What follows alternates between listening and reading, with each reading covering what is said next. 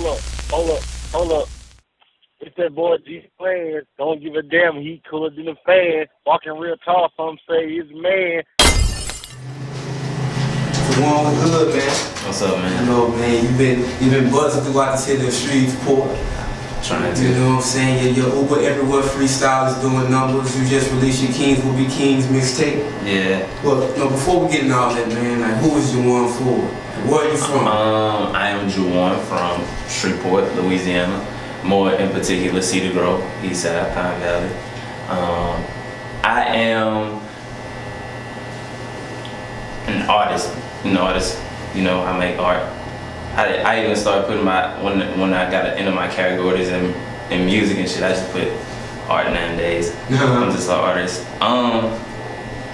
Somebody trying to change the world, put it in a positive direction. Ain't nothing wrong with that, man. So, like, how was life for you growing up in Shreveport? It was pretty, I don't know what you would say, typical for like a country type of almost city. You wouldn't call Shreveport like a big city, but it was, you know, everybody knew everybody. And it was straight. I had a strong mama, you know what I'm saying, to have that, you know, when I needed that kicked into me, you know, if I was messing up, you know what I'm saying. I had that. I got a big family. And I got friends that's like into some shit. Hey, yeah. You know what I'm saying? Yeah. I don't know. It wasn't the easiest thing because, you know, it could have always been better. Yeah. But, you know, I ain't got nothing to complain about. Yeah, nothing wrong with that, man. So, like, how long have you been making music, and has it always been a part of your life? I would say my dad is like, he used to rap or whatever. I would call him a rapper, but he used to record music. So I can remember myself being like 2, 3 years old trying to, you know, grab the mic, you know what I'm saying? Just imitating what I usually see him do.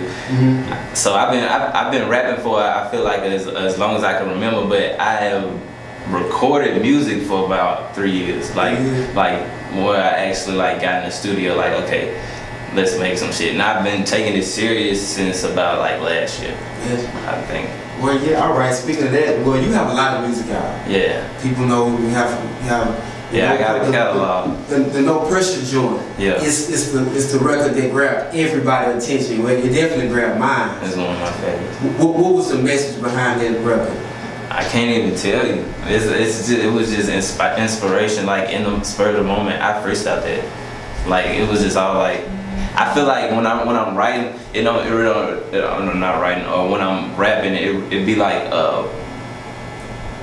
a sound that the beat is making, where to me it kind of sound like words already. Like it's like saying it, but I'm not saying it. It's not actually fucking existing. It's not there on the beat, but I already hear it.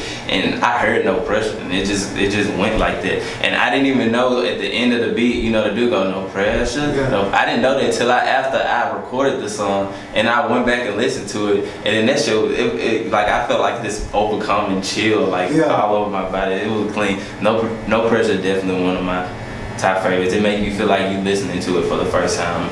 Every time you hear it. We listened to it today, actually. Yeah. Like, what was the moment when you realized I want to be a rapper? This is what I want to do. When I was looking and my grandma was sitting in the motherfucking house with no gas on, ain't no water. When my motherfucking dogs. That I got like 3 fucking pit bulls. I have pit bulls. Yeah, I ain't have no motherfucking dog food to put in their bowl and shit. You know, shit wasn't going tight. And I see this like this window, like I'm good at it. You know what I'm saying? People believe in me. I have people that pray for me. You know what I'm saying? If they got this faith in me, then it's way bigger than me now. You know what I'm saying? I'm probably worse off in life if I don't do it. So that was like, I ain't got no other choice. Yeah, I feel you on that. So the Kings Will Be King project is out. It's out. It came out on Juneteenth. Was it a story behind why you released it that day? Because, you know, the Kings Will Be Kings, the whole story behind the origination of kings and where kings from in Africa, you know what I'm saying? And Juneteenth is an African, you know, releasing of the slaves holiday. So, you know what I'm saying? A lot of people would not know that, what Juneteenth meant, but they would know what Columbus Day meant. So if I can bring awareness to something like that, then, you know, why not just drop it on that day? So was that the overall message you wanted your listeners to get when they heard the message? I usually let the message be what's the word I'm looking for? It's subjective. You can find the message for yourself, because I've heard a couple people tell me something about the mixtape that I didn't even realize when I was making it. Mm-hmm. So the message is subjective, but I really like that whole, you know, making people aware of what black people are and what our culture is. Because if you go to someone like, I went to high school with a dude that was from Oklahoma.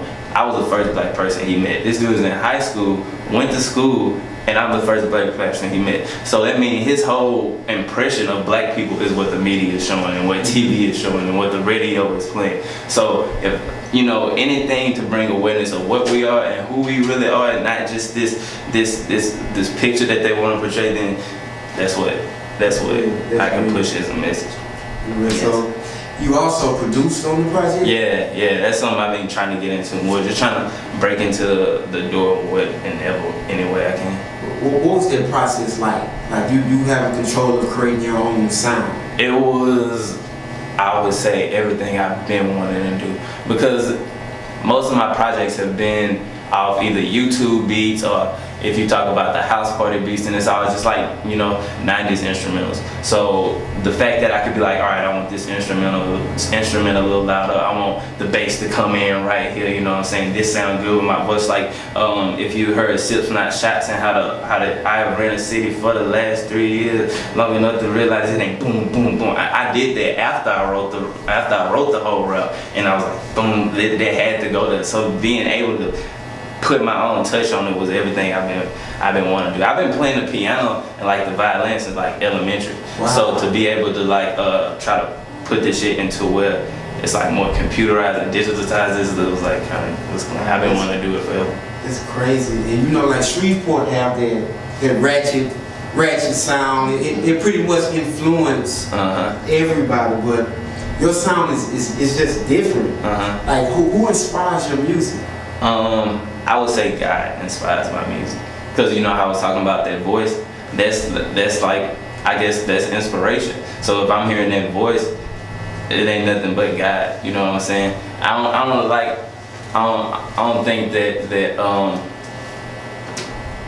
any direction of music that another artist has going has ever impressed me enough to where like I need to incorporate that in my stuff, because I feel like what I got going is so personal and so me that if I just keep going with it, it can be its own, like, you know what I'm saying, I could be an inspiration. And I feel like that if before I call anybody else inspiration, I think my biggest inspiration would have to be God, because of that voice. I don't know no other way to explain it. That could just be, you know, me in my mind trying to explain a way that I'm writing my raps, or like me being like, why the fuck can I do this? And I have no explanation. I could just be saying it's God, but it's God to me. Yeah, so I was told that you do pop-up shows in different places in the city. Yeah, and it definitely shows that you have the passion for making art.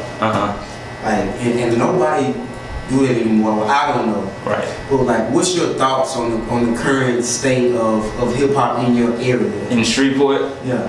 I feel like the stuff that we would like appreciate more, like, you know, the gritty hip hop, because you have these people that I notice that they say, okay, I fuck with the ratchet, you know, it's niggas that can consistently get on the radio with making those type of songs, being from where it might not have a big enough not a big enough, but the same fan base that I have, you know what I'm saying, might be a little less lyrical. He can still get on the radio easy. Why? Because his stuff can be played in the club consistently, you know what I'm saying? And when you think about it, the only music outlets that we have are the club. When you go to hear new music, it's either at Coco's or it's at another, we don't have no like showcase where it's like listen to what everything we have. So the stuff that I feel like we would appreciate, it's there. It just don't have a platform. You know what I'm saying? And that's what the whole everybody, you know what, doing right now, trying to make that platform. You see me, FM Fella, everybody just trying to create that yeah, that's my boy. Yeah, trying to create that platform and make it so where the appreciated music can actually get appreciation, and you don't have to, you know, sound like this person to, you know, get this type of play, because you're not about to get 50 club songs out of Jawuan. I'm gonna tell you, like I'm not about to diminish what I want to make just to make it, you know what I'm saying? So I feel like it's there for the music is there, you know what I'm saying? It's just a matter of what's being put on the platform. I understand, and I'm gonna ask you this: you rap the Substance, Double XL cover. Did you see it? Yeah, I saw it. We got Denzel Curry, 21 Savage, Lil Dicky, Davies. I know I'm missing a lot. What was your thoughts on that? I like have been so I'm gonna call it focused. I've been so focused that I haven't got a chance to hear new music since Vic Mensa came out. Yes, he was on a Double XL cover, I think last year. Yeah, so I don't know enough about any of that music to judge it. I have paid attention to people marketing wise, so I'm gonna say whoever got there to get there did their thing. Yeah. You know what I'm saying? To get there, I think people are way less worried about the content nowadays, because you know what they did with that cover? They showed you so many trash people that you had to go look at this. You know what I'm saying? Look at these trash niggas, and they did what everybody wanted to do, was show other people they cover. They don't care about the rappers. It's probably a white man that run Double XL. You know what I'm saying? Way at the top. You know what I'm saying? So I feel like the whole thing is like, if you look at a lot of blogs, it's like look at Young Thug. Nobody really liked Young Thug when he first came out. The whole thing about Young Thug was he was funny, you know. People was like, damn, this nigga, I can't even understand this dude. But you showed so many people how much you couldn't understand this dude, to where 3 out of 6 of those people you showed actually liked him.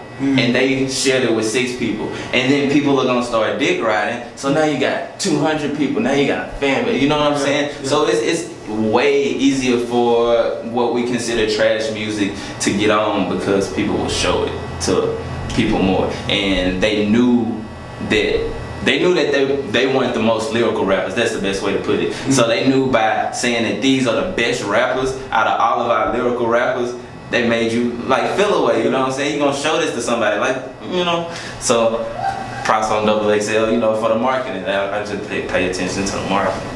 Now, I understand that now. What advice, if somebody wanted to start rapping or producing, anything, like, all right, I'm doing it right now, but you can do this and they can help you, like, what advice you have to give? It's Chop. For the next 100 years, it's Chop. I got it. It's over, man. I'm sorry. It's like the wave is coming. You tuck it in. Yeah.